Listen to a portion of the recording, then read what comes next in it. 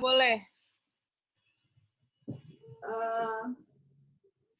Reaksi katastrofik ya?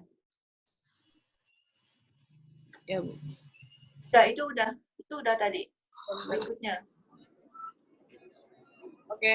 Ibu Tania mau nanya sebentar, boleh Bu? Silakan. Kalau misalnya yang tadi, stres akut sama PTSD itu, apakah korban? Nggak jelas, suaranya putus. Misalnya kita awal. Ulang, Tania ulang. Suaranya nggak dengar.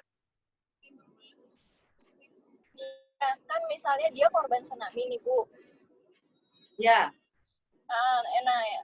Terus setiap kali dia melihat ombak yang tinggi saja, apakah itu termasuk PTSD atau cuma stres akut aja, Bu? Tergantung waktunya. Kalau menurut yang saya tahu, kalau setelah 1 bulan masih seperti itu PTSD. Tapi kalau misalnya baru kemarin atau minggu lalu, itu stres akut. Jadi kalau misalnya sudah sampai berbulan-bulan, entah dalam PTSD. 1 tahun terakhir gitu, ya itu PTSD. Oh, PTSD. Ya udah. Makasih, Bu. Stres akut tuh hanya sesaat, sebulan sampai gitu. Itu PTSD. Kalau udah lebih dari, nah ini jangka waktunya itu ada yang bilang 6 bulan, ada yang bilang 1 bulan. Jadi sudah nggak ada stresor, dia masih merasa seperti itu. Itu kata itu PTSD. Nah, ya Bu, sama satu lagi, misalnya lagi zaman COVID gini nih Bu, kan awal-awal orang-orang itu pada panik buying. Ya.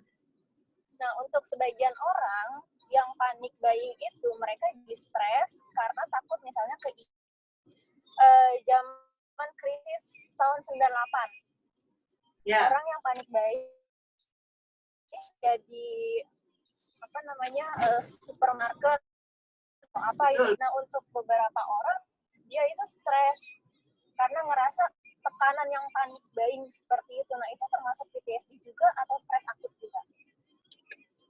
Yang kalau kan sudah lama tuh Bu, dari tahun kan ke tahun sekarang 2020. Ya itu agak lain, itu gangguan penyesuaian diri. Ada orang yang sangat hati-hati dan mau aman, jadi panic buying.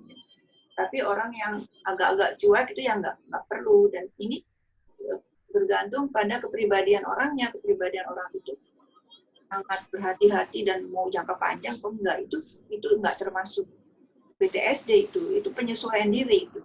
Sebetulnya itu positif kan, karena situasi seperti itu dia mesti jaga-jaga supaya dia aman. Itu bukan PTSD itu.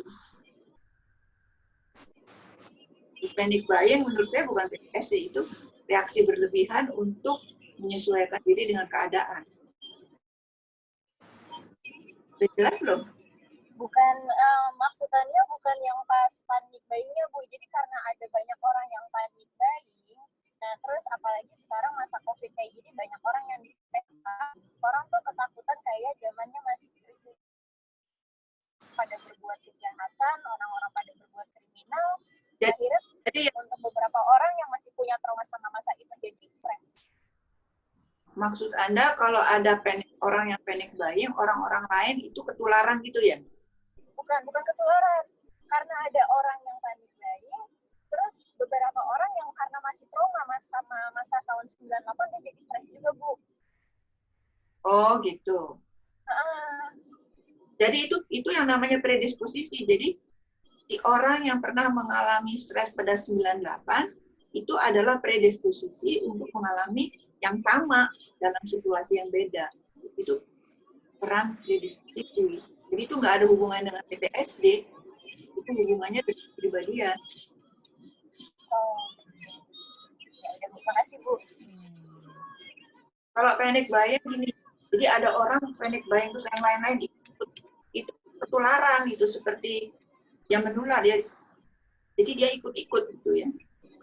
Kalau PTSD itu ada stresornya dramatis, dan ketika stresor itu udah hilang, dia masih mengalami hal yang sama, itu PTSD. Kalau stres umum, gangguan stres umum itu saat itu saja dia, sudah itu enggak. Berikutnya ya, reaksi atas peristiwa katastrofik. Ya ini dari buku lama yang tidak lagi dibicarakan di buku baru, cuman menurut saya ada baiknya juga. Yang namanya initial disaster syndrome terdiri atas 3 tahap: shock, sugestibilitas, dan pemulihan. Jadi pada saat orang mengalami stres, dia tuh mengalami shock. Sesudah itu dia kayak orang linglung gitu, suggestible. Lalu baru dia baik. Ya. Dalam keadaan shock dia tidak tahu, misalnya dalam keadaan perang, dia luka kena peluru atau apa, dia nggak merasa, dia tidak tahu kalau luka, dan dia tidak mampu menyesuaikan sendiri. Lalu kalau sangat hebat, maka dia mengalami stupor itu badannya jadi kaku, dia nggak tahu, dia nggak bisa orientasi. Jadi kadang-kadang pemulihannya beberapa bulan. Nah, orang mengalami shock itu bisa sebentar, bisa lama. Saya pernah ngalamin ada tentara yang waktu zaman perang Indonesia lawan Malaysia itu dia membela, kalau nggak salah tangannya buntung karena kita waktu itu Bung Karno ganyang Malaysia kan. Sesudah itu berubah, kita nggak musuhan lagi sama Malaysia. Dia itu shocknya terus-terusan, jadi dia diam aja. Ketika saya ngomong sama dia masih diam. Lalu saya tanya sama yang bawa dia udah mau berkorban, terus sekarang malahan yang dia perjuangkan, malahan kita jadi bersahabat. Nah, itu dalam keadaan shock. Berikutnya, reaksi atas keadaan yakin. Jadi merupakan reaksi stres pasca trauma. Berat ringannya tergantung dari pencetus. Jadi kasus yang saya alami itu sangat berat, udah lama itu dia masih aja stupor, masih ada shock. Penting diperhatikan agar tidak terjadi kondisi yang perlu terapi segera. Makin sehat seseorang sebelumnya, makin mudah mengatasi. Ini pentingnya kepribadian. Kalau orang yang dasar kepribadiannya tegar, dia nggak mudah mengalami stres. Kalaupun dia mengalami, dia akan lebih cepat mengatasi. Berikutnya, faktor kausal dalam stres perang. Ini kembali lagi pada diskusi kepribadian, lalu faktor psikososial. Kalau kalian pernah lihat film-film nggak tentara Amerika yang harus berperang, tapi dia tuh nggak tahu buat apa perang, atau tentara Amerika yang harus melawan Irak waktu itu kan banyak kasus-kasusnya mereka buat apa sih di perang. Nah, ini orang-orang yang kepribadiannya itu nggak cocok untuk jadi prajurit. Nah, orang-orang yang cocok untuk perang itu sebetulnya nggak boleh punya perasaan, nggak boleh punya pikiran. Itu ya perang kayak robot.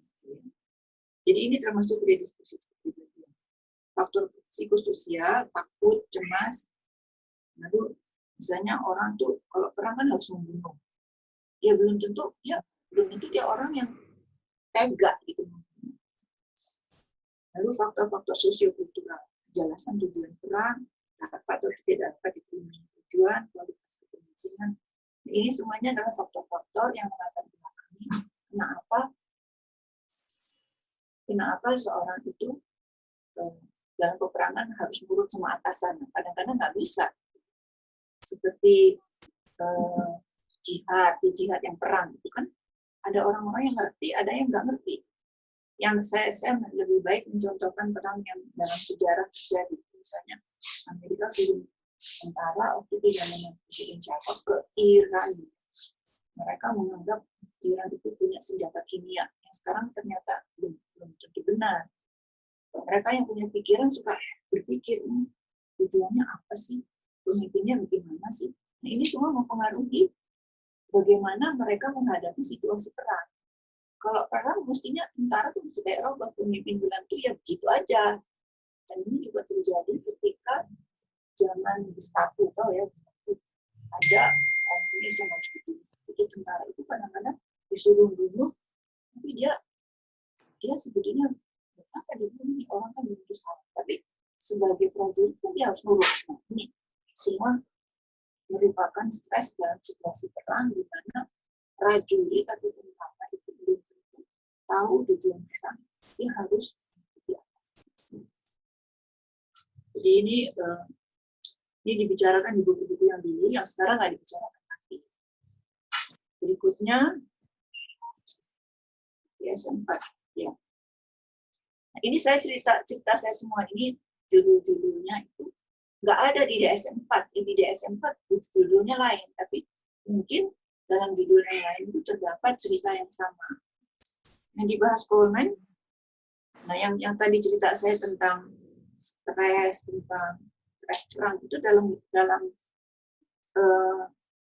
yang dibahas Coleman termasuk dalam anxiety disorder. Jadi dalam DSM-4 namanya adanya dalam judul anxiety disorder. Acute stress disorder terjadi segera setelah trauma itu, lalu post traumatic stress disorder terus menerus mengalami kembali, ini sudah dijelaskan ya. Ini soal nama. Jadi yang saya jelaskan di sini adalah gangguan-gangguan yang menurut saya penting untuk dipahami secara umum karena mungkin di DSM ada di judul lain. Judul acute stress trauma itu ada dalam judul tertentu. Ya, berikut karena dari tadi saya membicarakan bahwa gangguan itu tergantung dari kepribadian, sekarang saya pindah ke kepribadian.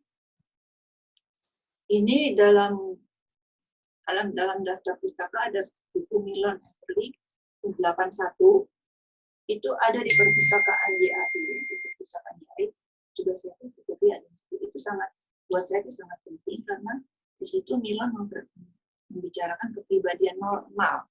Sedangkan di buku Milon yang berikutnya, yang 85 dan seterusnya, 90 dan seterusnya, itu dia membicarakan kepribadian yang abnormal, yang kalau di DSM itu aksis 2.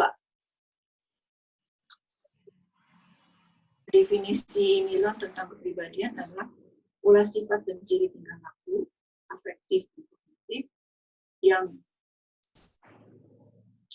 tersimpan dalam kepribadian dan ditunjukkan secara luas. Jadi itu ciri tingkah laku dan sifat. Muncul dari disposisi biologis dan belajar melalui pengalaman. Ini definisi saja. Jadi tiap orang itu punya predisposisi biologis itu genetik dan psikologis. Psikologis itu hasil interaksi dengan lingkungan, asuh, pergaulan. Jadi ada 4 sumber reinforcement yang dari luar dan ada 2 macam perilaku instrumental. Ya, ini kalau 4 sumber reinforcement itu dari luar. Jadi kita dari luar bisa mendapat reinforcement dari diri sendiri, dari lingkungan, dari dua-duanya atau tidak dari dua-duanya. Ini mungkin agak susah ya karena harus dilihat di buku ini. Ini dilewat aja deh. Semua ya, Milon Everly itu dilihat aja. Tapi intinya ini sumbernya adalah kepribadian.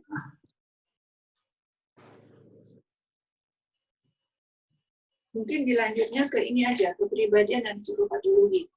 Ya, udah, Bu. Kepribadian itu ya. Jadi kepribadian itu mencakup temperamen, kebiasaan, sifat, sikap, dan perilaku. Kepribadian terbentuk dan berkembang dalam interaksi antara faktor internal dan eksternal. Lihat, internal itu diantaranya predisposisi biologis. Kalau di dalam teori kepribadian itu temperamen, ya. Temperamen ada berhubungan dengan yang hormonal biologis. Kepribadian dapat berubah menjadi lebih baik atau lebih buruk. Berikutnya tipe kepribadian normal atau menyimpang. Ya.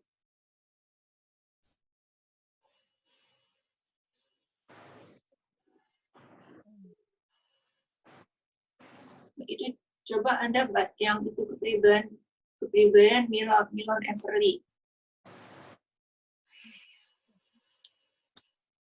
Yang Milon Everly dulu. Buku kan, Bu, ya? Bukan. Kepribadian Milon Everly ada nggak? Tipe kepribadian normal atau menyimpang adalah predisposisi. Bukan. Itu yang kepribadian yang poin berikutnya.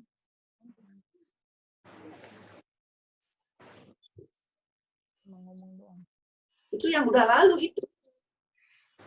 Bukan ya, Mas, kita masih 2. Keluarin. Bentar. Slide nomor 13 ya. Enggak, judulnya kepribadian garis hubung Milon Everly.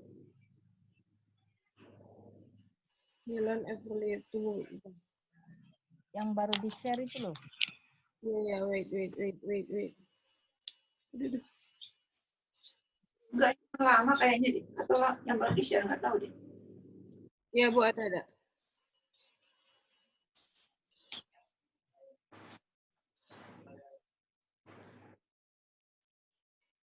Everly.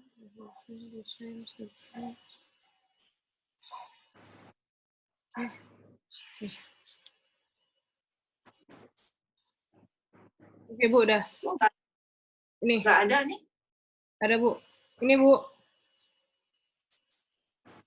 Bukan, itu kan file yang terakhir. File yang tadi apa sambungannya? Ya udah kalau gitu, kalau di saya file yang tadi yang ada PPSD itu sambungannya ada ke Milon Everly. Bukan, ini yang file terakhir. Ini tadi. Nah, terus Cuma sampai 16, Bu. tunggu dulu. Ini. Terus, nah, ya ini yang ini ya. Jadi tipe kepribadian normal atau penyimpang merupakan predisposisi untuk terjadinya gangguan. Jadi ini saya membahas Milon karena sebetulnya berasal dari Milon, maka DSM itu menjadi aksis 1, 2, 3, 4. Jadi teori Milon itu yang mendasari aksis 2. Proses inti bagaimana individu berinteraksi dengan kegiatan lingkungan dan berinteraksi dengan diri sendiri. Jadi kalau dalam observasi kita harus perhatikan perilaku interpersonal, gaya kognitif, ekspresi afektif, dan persepsi diri, apakah itu normal atau tidak. Jadi ini adalah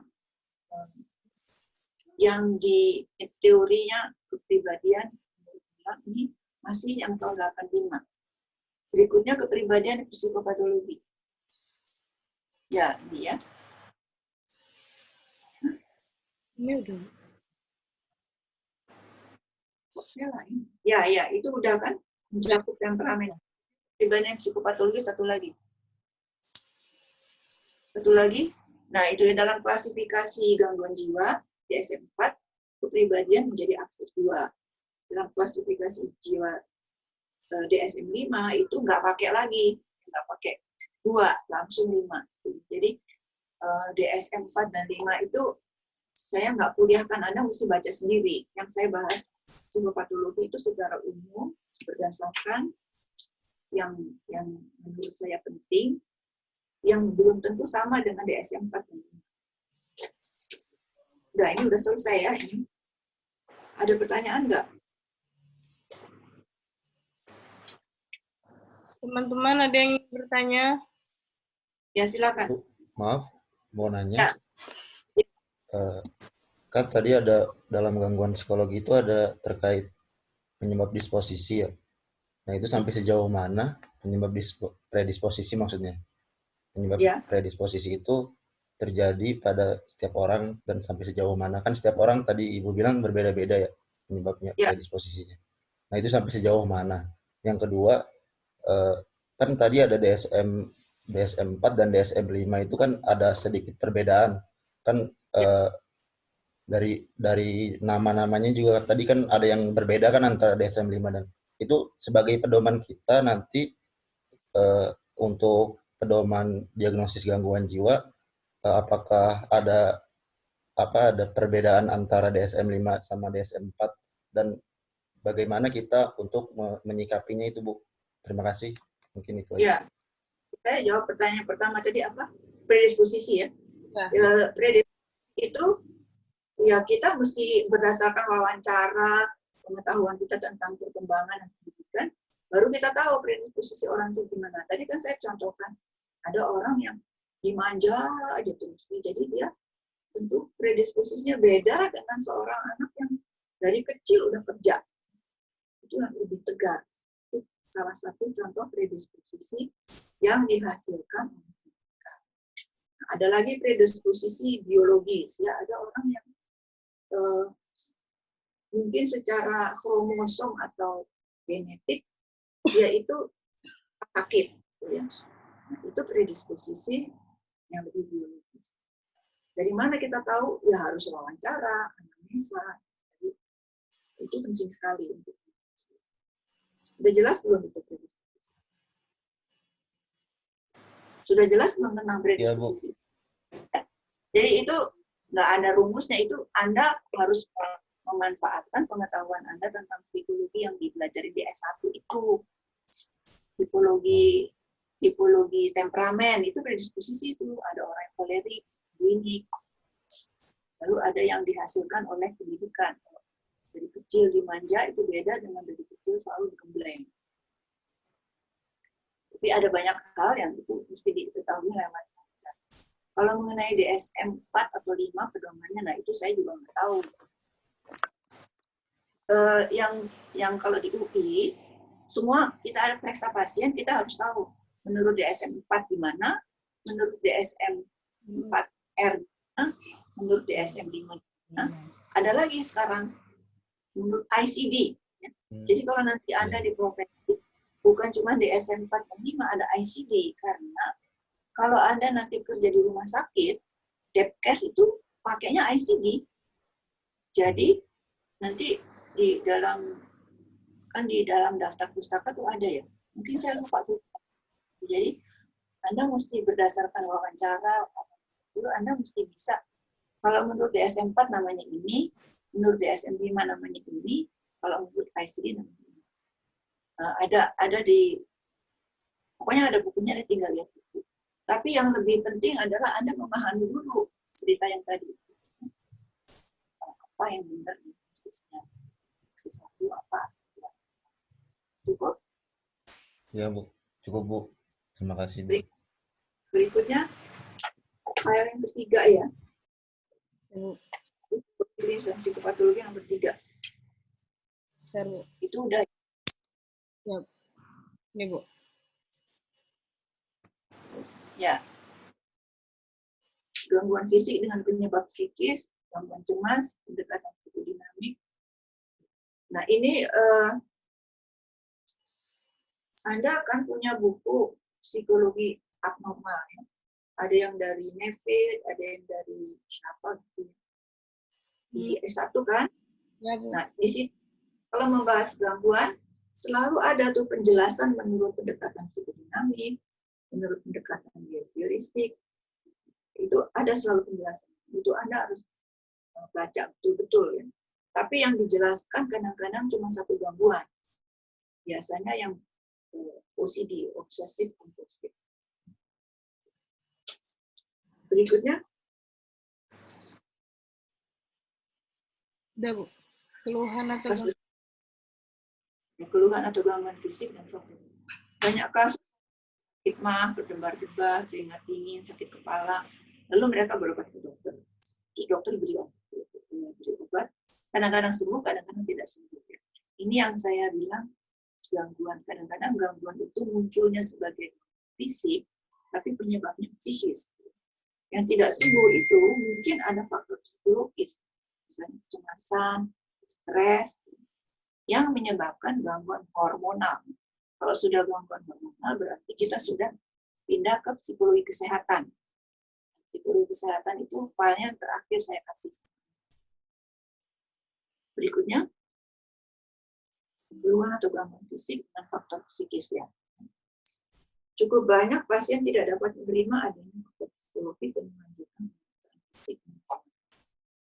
Jadi sebenarnya ini untungnya dokter dan ruginya psikolog. Kadang-kadang pasien juga bilang, ini pikiran, dia nggak mau. Lebih baik dia sakit dan datang ke dokter daripada bilang pikiran. Padahal sebetulnya yang menjadi penyebab utama adalah pikiran atau stres.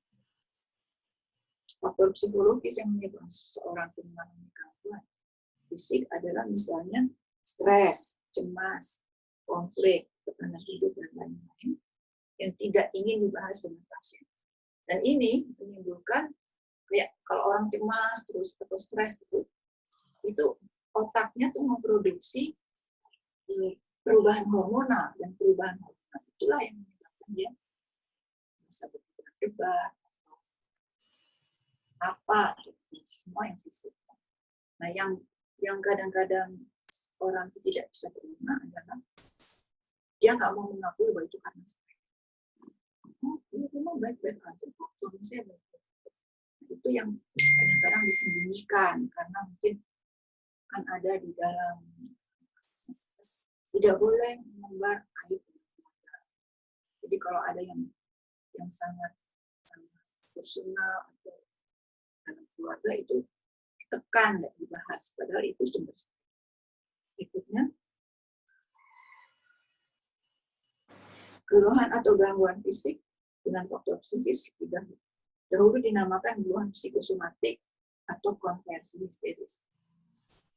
Psikosomatik artinya keluhannya psikis, tapi penyebabnya somatis. Dan somatis itu yang tadi saya bilang, bisa gangguan hormonal karena stres, bisa yang lain-lain yang sifatnya lebih fisik, tapi sumbernya psikologis atau konversi histeris.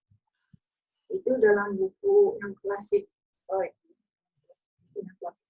Anakku, itu ada dibicarakan kasus seorang remaja, dia lumpuh, lalu dia cerita bahwa dia itu mimpi tangannya dibeler. Cerita kasus ini kasus klasik anak itu, di mana sebetulnya anak itu merepresi keinginannya untuk bergaul di pesta-pesta seperti itu. Padahal dia saat itu berkewajiban mengurusin anak ayahnya yang sakit. Jadi keinginan untuk bersenang-senang itu direpresi karena dia punya kewajiban mengurusin ayahnya yang sakit. Itulah yang dinamakan konversi.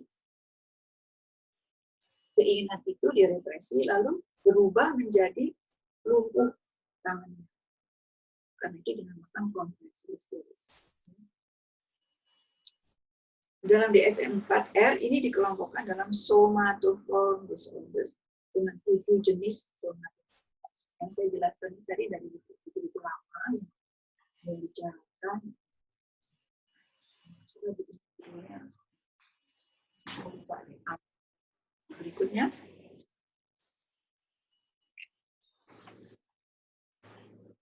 rasa cemas dan gangguan cemas.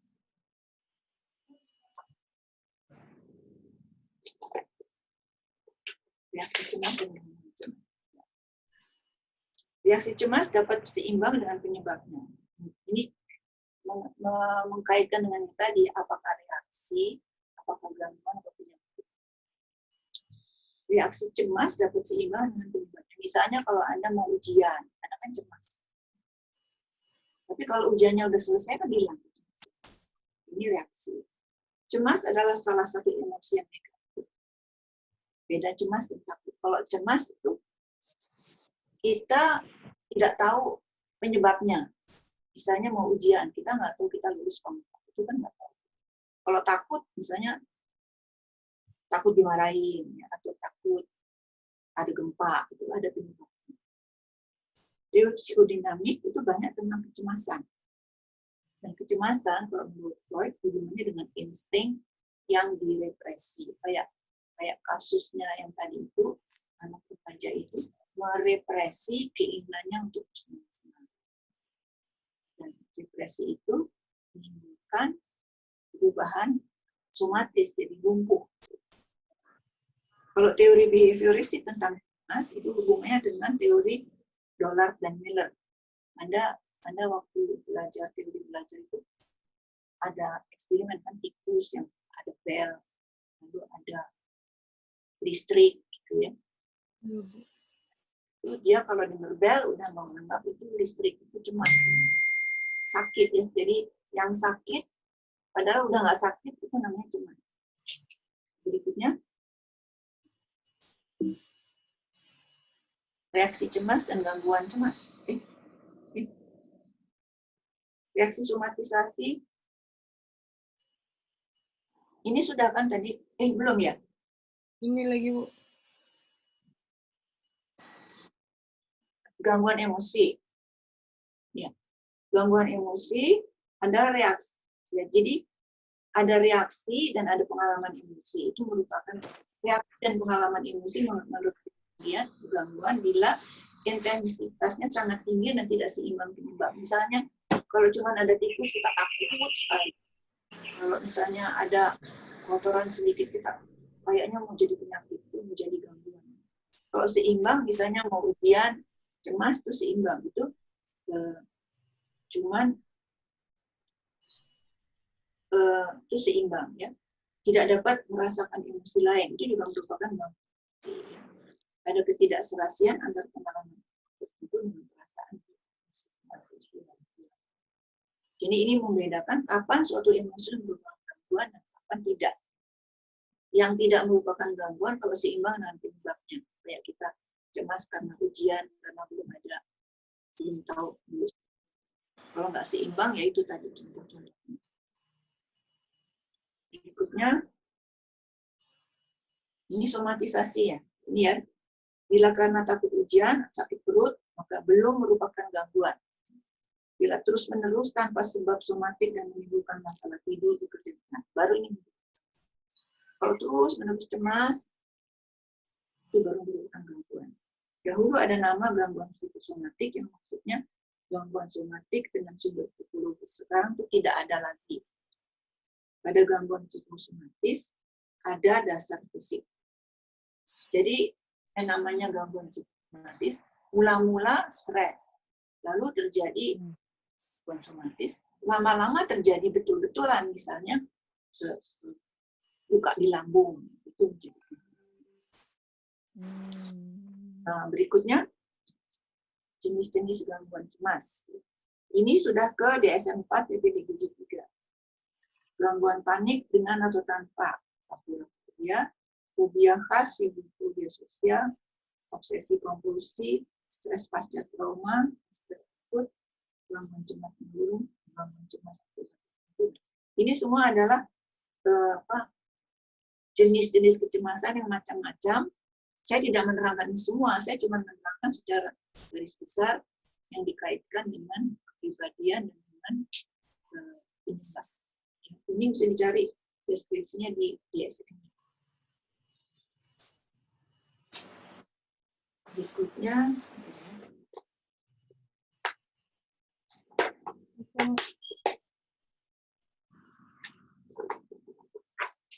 jenis-jenis gangguan somatisasi ya. Jenis-jenis gangguan somatoforum ini dalam DSM-4 ya. Ada somatisasi itu yang tadi saya jelaskan. Dia mula-mula cemas, lalu asam lambungnya meningkat, lalu jadi benar-benar luka. Gangguan somatoforum tak terinci, saya juga nggak hafal. Ini mesti dibaca sendiri. Gangguan konversi atau gangguan disosiatif, simptomnya motorik, sensorik, konfusi, campuran. Ini yang tadi saya jelaskan tentang anak remaja yang bangun-bangun tangannya lumpuh, dia mimpi tangannya jadi ular. Lalu kalau dari anamnesa ceritanya tuh sebetulnya dia ingin bersenang-senang seperti itu. Tapi dia ada kewajiban mengurus anaknya, mengurus ayahnya, sehingga keinginan untuk bersenang-senang itu direpresi dan berubah menjadi simptom motorik. Itu yang gangguan konversi motorik. Gangguan nyeri terkait yang psikologis, ada yang terkait psikologis, ada yang tidak. Hipokondriasis, gangguan dismorfik tubuh, gangguan somatoforum yang tidak tergolongkan. Ini semuanya Anda mesti baca sendiri, saya nggak hafal. Kalau dismorfik tubuh itu dia merasa tubuhnya nggak bagus, terus dia operasi. Mukanya, hidungnya nggak main, itu yang merasa tubuhnya itu nggak bagus, lalu dia harus operasi supaya Enggak jadi. Berikut, ada yang mau tanya dulu?